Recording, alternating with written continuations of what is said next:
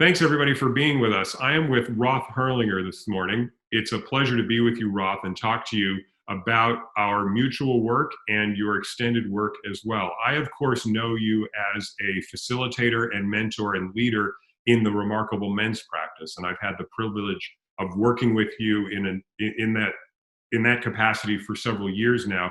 Roth, I've always seen you as a wise man, a intuitive man, a shaman in some sense. And we might want to talk about how you bring music and tonality into it, because that's one of the big contributions you bring to the men's practice, and how those create moments for thought. But tell us a little bit more about your work with the Remarkable Men's Practice, how you came to it, and how does that fit into your larger work in general? Thanks, Mark. It's great being with you here this morning. I appreciate your inviting me to chat. And let's see. So I got involved with the Remarkable Men's Practice probably 12, 13 years ago. And there were a group of us who had come together from different lineages, let's say, or histories in men's work, and decided that we wanted to create something that brought together the best of all of them. So I had done work which was primarily around men's emotions and helping men to get more in touch with their emotions, and to be able to express them in healthy ways, but not let's say cork them or prevent them from being expressed. A lot of men, we live frequently in this part of our bodies, and we forget all of what is below that. And there's a saying that the longest journey a man will ever take is the 12 inches from his head to his heart. And at the same time, it's probably the most important journey that any man, I believe, can take, and to ultimately be able to live in a healthy integration of both of them, instead of all heart and emotion lacking the wisdom and the cognitive ability that we're all capable of, nor to be all brain and checked out from or cut off from our emotions and our bodies. So I've studied for years men's emotional state and emotional landscape. I've studied the body a lot. I've spent years studying Eastern and Western Tantra, which to me is a really good, healthy way to get into our bodies and be resident in our bodies. How did I come to men's work? Originally, it was in 1999 when my soon-to-be ex-wife had moved out of the apartment we were renting up in the Bay Area. And I just looked around and I said, I don't know how this happened, but I need an answer. I need not an answer to how this, like why she left, but an answer to what's going on in me that will, that I can change, that will not recreate this again. And I found my way into a men's community at a men's circle, and it changed my life. And how does this connect to your larger work? You don't work only with men, you work with men as well. So that's a great question. I mean, my primary work is in leadership development, and I work with men and women in organizations, typically fast-growing startups. So a startup can be, I'm working with a startup that's raised a couple $100,000 in the mental health space right now. And I'm working with a startup that's raised $1 billion in the autonomous driving space right now. And both of those are equally exciting startups to me. But one of them is 5 years in with a ton of money raised, and one of them is 1.5 years in and just getting going. In both cases, it's something that I believe in the work that they're doing, the mission and vision of the company and the values that they stand for. And I also believe very much in the leadership. So that's it's men and women. It is one-to-one executive coaching. It's team development and team coaching. And from time to time, I'm training larger organizations, larger swaths of the organization as well. And the work that we've done together is largely that journey from head to heart in men dealing with those deeper wounds or deeper challenges, like the one you experienced after your separation, like certainly ones that I've experienced. How much does that journey from head to heart come into the boardroom and the office suites of the startups that you're working with? It's such a good question, and it ultimately it really is the same work in both cases. So it's the work of being able to integrate like intellect with empathy. It's being able to be really good at seeing what an organization needs and where it needs to go, but also being very connected to the people that make up that organization. I was a strategy consultant for the first 10 years of my career after business school. And what I realized is that no matter how good the strategic plan was that we developed, it ultimately came down to humans to be able to accomplish it, to be able to take the steps and make it happen. And so I began to focus more and more on the human side of things, because I realized that a good idea is just a good idea, but execution is everything. And execution comes down to being a compelling leader, being again,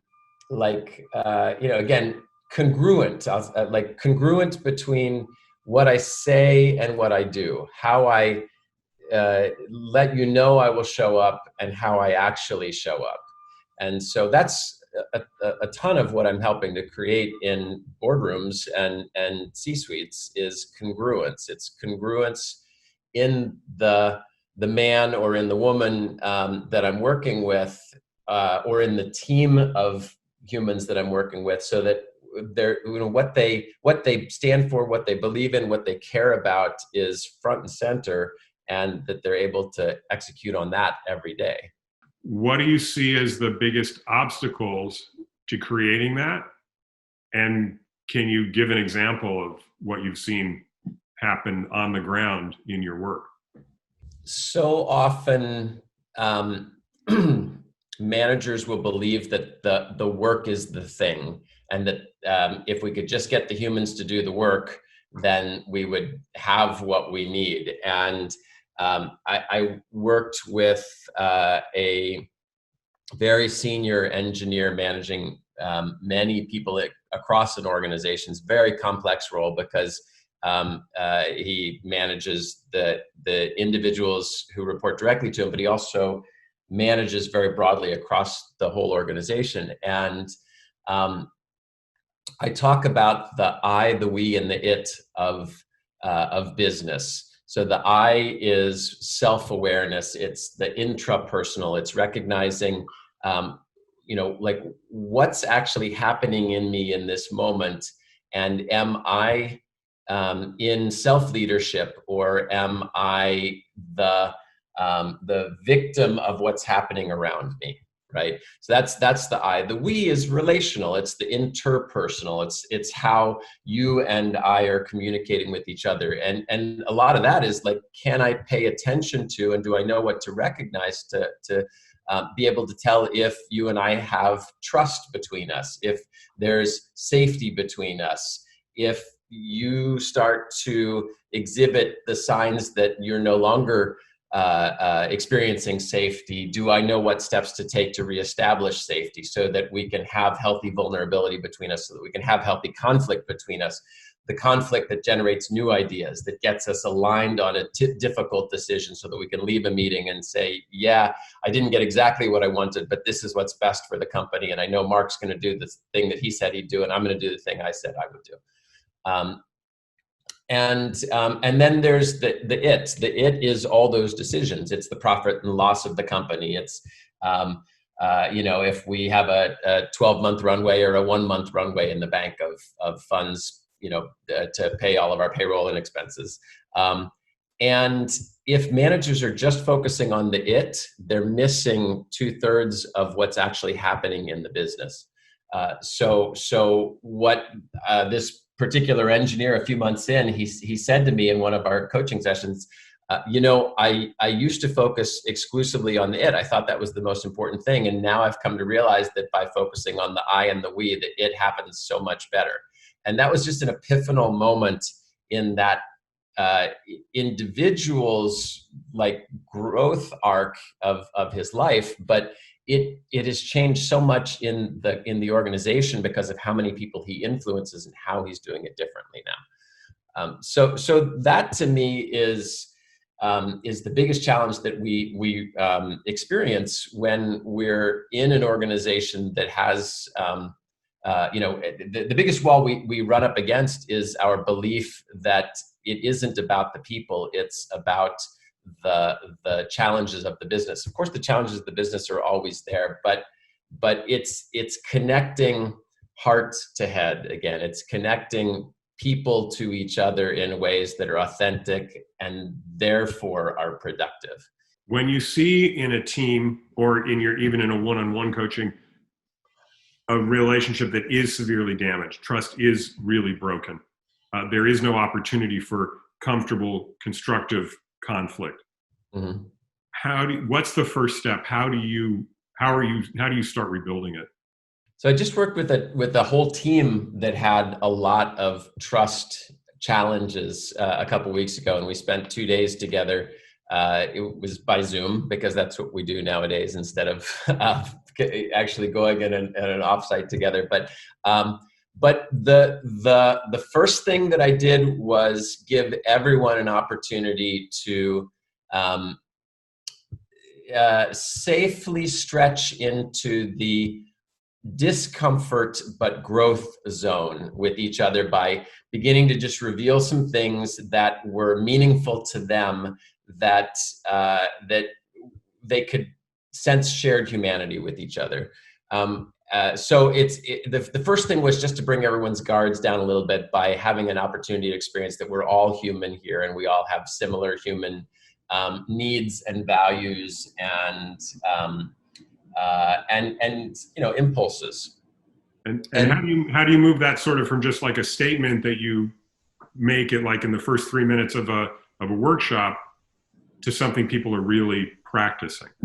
I literally gave everyone we did a brief check-in of like, what's it like to be you in this moment, where everybody just had a chance to say, well, like I'm showing up tired because my kid was up all night, or I'm showing up feeling some fear because my mom went into the hospital, and it's the third time in the last 6 months, and like I'm feeling fear and sadness and uncertainty, and so that there's an opportunity again for everyone just to say, oh yeah, like I can cut that person a little slack if they're a little snippy today because I know their mom's in the hospital, right? So there's just a little bit of like basic level setting, and then I said, okay, we're gonna do a quick exercise. I'm going to put you in breakout rooms, to each of you, two people in a breakout room. And I want you to say, what's the thing you're most proud of in your life?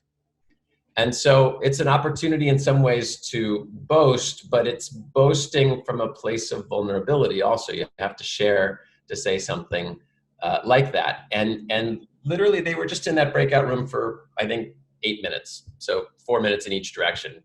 And when they came back, they all had such softened faces, and I could tell that their hearts were more open, and they really sensed each other. And we didn't even have to do like a group. There was no group sharing. What there was a quick debrief. Like, how do you feel right now? And everybody simply saying, I feel connected. I feel surprised. I didn't know this thing about that other person. I feel good about saying what was true for me. And then we went into a long exploration over 2 days of what is trust? Where does trust not exist? We introduced the concept of clearing, which is something I know you do in your practice as well, and giving everyone tools for how to be able to speak to difficult situations or challenges or ruptures in trust. And step by step, we simply moved more and more into the space of active trust. And we had to release things that were standing in the way. We had to, build. It's like remove a brick, put in a new brick. Remove another brick, put in a new brick, and that was the process for 2 days. Was one of removing the crumbling bricks and putting in new solid ones. I want to emphasize that it's fascinating that you started out with the I.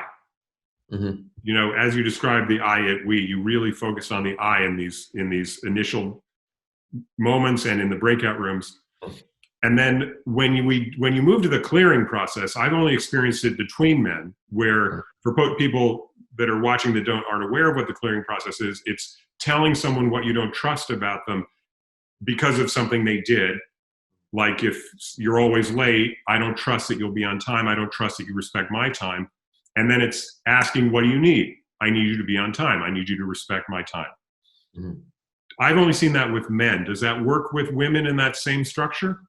So it's I in a corporate setting, I add some stages to it, and it absolutely can work with anyone if we have agreement that it's safe. So the number one thing is we have to agree, and each of us believe that we're safe to have a conversation like that. So so much of the process of what I do with these organizations is create safety. I'm helping everyone to feel that their voice is I'm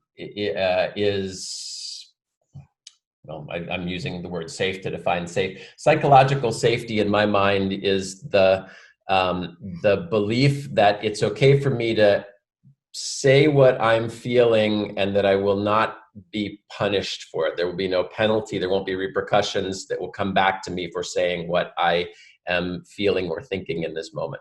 So I'm helping teams to create a fabric of safety. And in that sense, then the way that I would do clearings with an organization would be to start out with the data of what happened, and then to talk about what's the impact that happened as a result of that data. But first I want to make sure we're in agreement on the data, right? So I wouldn't say 20 minutes of data. I would say you arrived late to the meeting today, and you were late on last Friday, and you were late the prior Friday.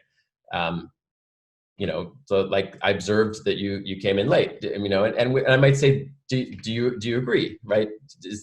Are we in agreement that happened? Yeah, okay, that happened. Good. So then I would talk about what's the impact of that, and so the impact would be, we all waited for 7 minutes today, and we waited for 4 minutes for you on Friday, and we waited for 7 minutes the day before. So there's a clear loss of time. There's also there's an internal impact of what's happening for me in that, or there, and I might say I witnessed that we, that maybe when you step in late, that you seem to be shut down in a way. So I don't think I'm getting the best of you for the rest of the meeting as well, because it seems like you're feeling bad about it. And so I could get us to agree on what the impact is. And then I would say, here's what I need. So here's what I need is what you were speaking to. But I think it's important probably to give some more background to it, and also to get agreement each step of the way, so that I'm not sort of saying, I think this happened, and you're saying, well, that didn't really happen. It's important for us to agree to it. So if we have some structure and some ground rules, and if we have trust, then yeah, that's a great tool for everybody. Mm-hmm. And then how do you One of the things in my executive coaching that's the biggest challenge, particularly when I'm talking to a potential client, if they're considering it, is if they say, well, we kind of did this. We went to an offsite. We had a great weekend. It was a whole kumbaya. Everybody was hugging. And then we came back to the office Monday and it was business as usual. All the old bricks were back. We hadn't changed, we hadn't really changed the wall. We really just sort of polished them.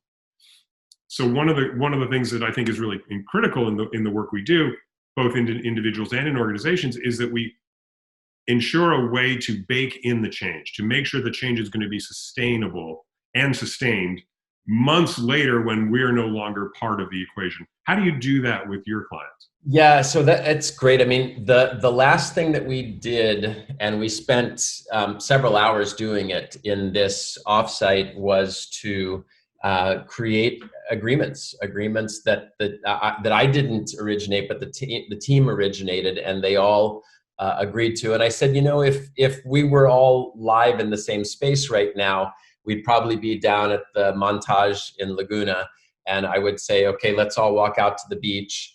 And I'd grab a piece of driftwood and I would draw a line in the sand and I would say, here are the agreements that you've made. I'm going to read them out right now.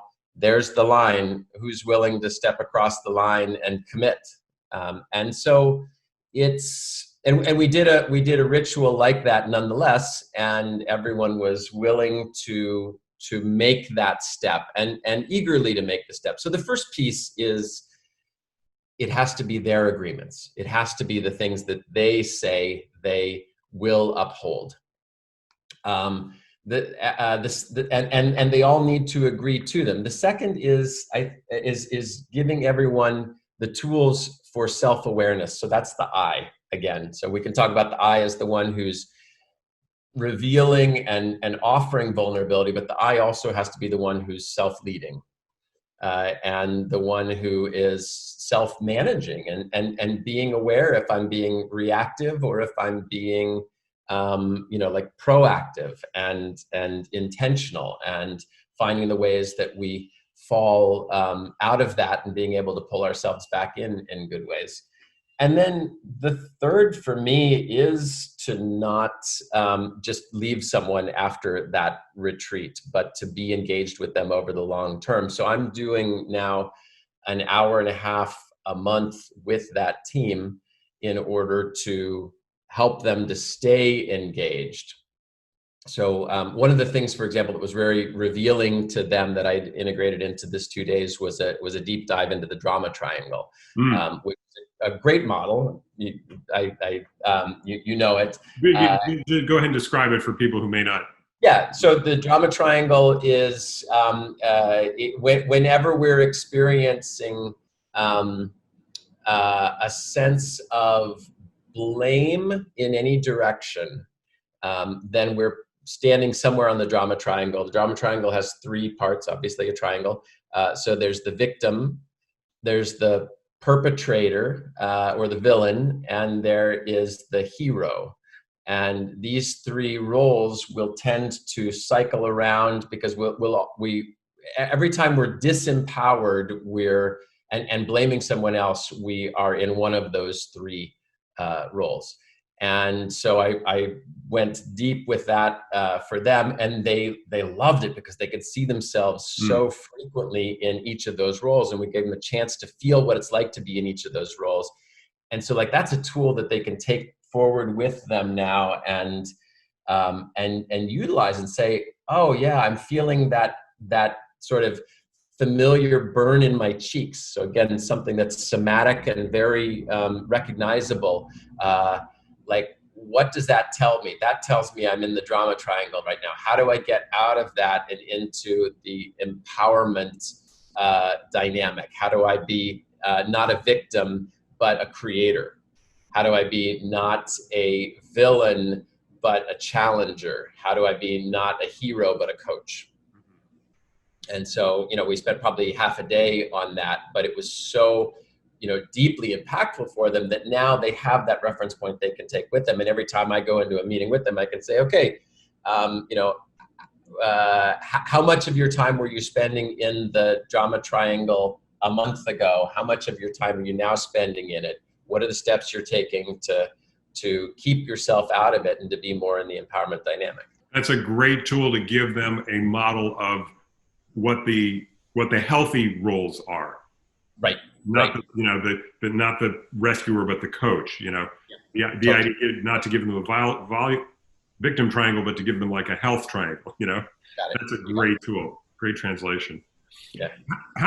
One of the other factors that I see a lot in all of my work, both with individuals and with groups, is the question of accountability, and to what extent are we willing to hold people accountable and to make them accountable, and to what extent do we kind of, rather than face a conflict or a challenge, let something sweep under the rug? Time is a great example of that. How often are we looking the other way when somebody walks in 2 minutes late? And how often are we actually calling people out on that? How much is that accountability in every context is an important part of your work? I love accountability, and for accountability, I love the model of the 5 dysfunctions of a team. So the 5 dysfunctions of a team is a 5-layered pyramid, and the bottom layer, which is the most foundational and required for there to be accountability, is trust. So the way the 5 dysfunctions works is this: that if you don't have trust, you can't have constructive conflict, because people won't feel safe talking to each other and saying what they really feel and what they really want. You don't have psychological safety, so you can't have constructive conflict. Without constructive conflict, you won't have agreement on decisions coming out of a meeting, because people will say, I didn't really get my voice heard there. I don't really trust the way that we made that decision, so I'm not really bought into it. And without having agreement on and alignment on what the decisions are, you can't have authentic accountability, because it's like, I'm not going to hold myself accountable to something I didn't really believe in, and you can't hold me accountable, so I'm going to kind of dodge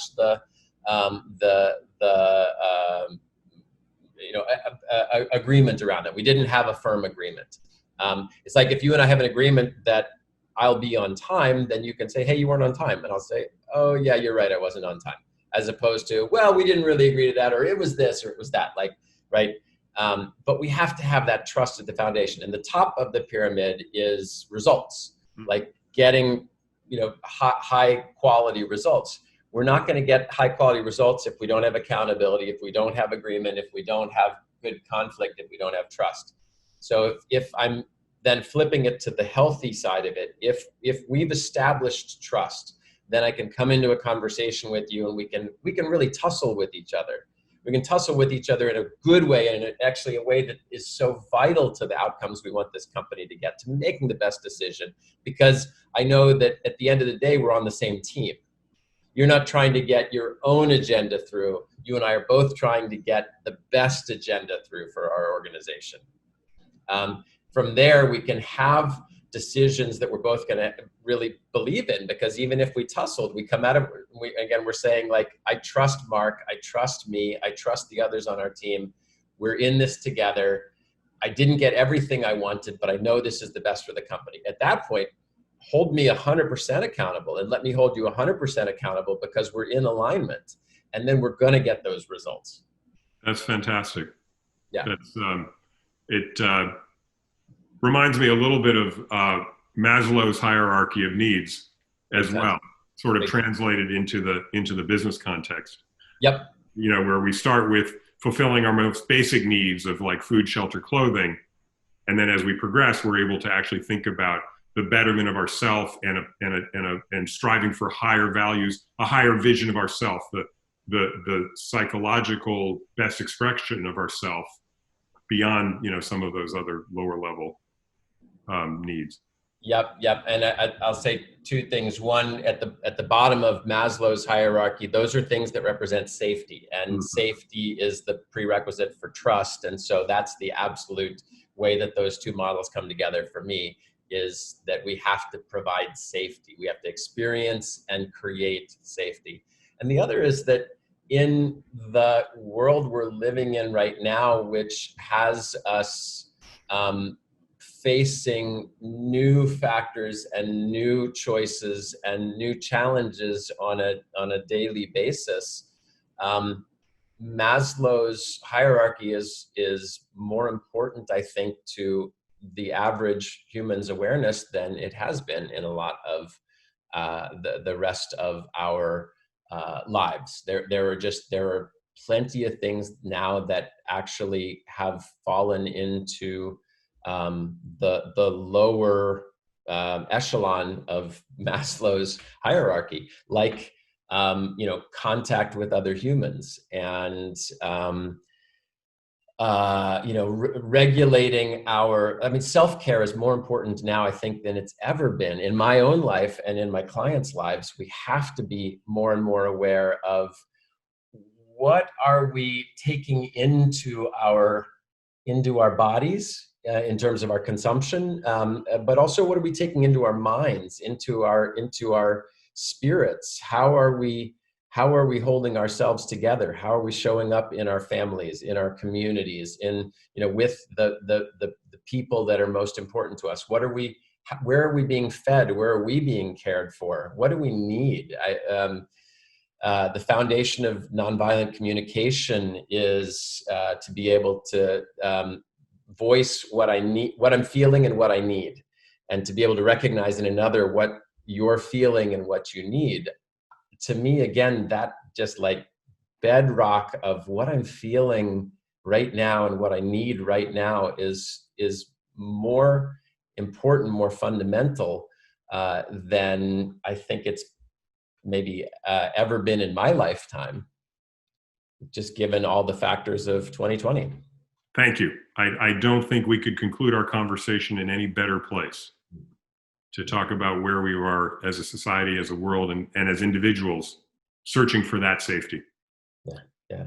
Thank you for this conversation and your wisdom, and for digging the well in this area for me and for many others in so many ways. How can people get in touch with you, Roth? Thanks, Mark. I am a partner in a firm called Evolution. So the best way to reach me is Roth, R-O-T-H, at evolution.team. And you can also just go on the website, evolution.team, and I'm there under the About section of the website, along with roughly 35 other coaches who are part of this company of coaches around the world. And I also want to say, Mark, I love the work that you're doing. I so appreciate your inviting me to be here. I'm grateful that you're creating podcasts like this one, and really bringing I just like important wisdom and heart-based awareness into the world. Your work is very important. Thank you. And it's just an honor to be a fellow traveler, fellow colleague in this work with you. Thanks, Mark.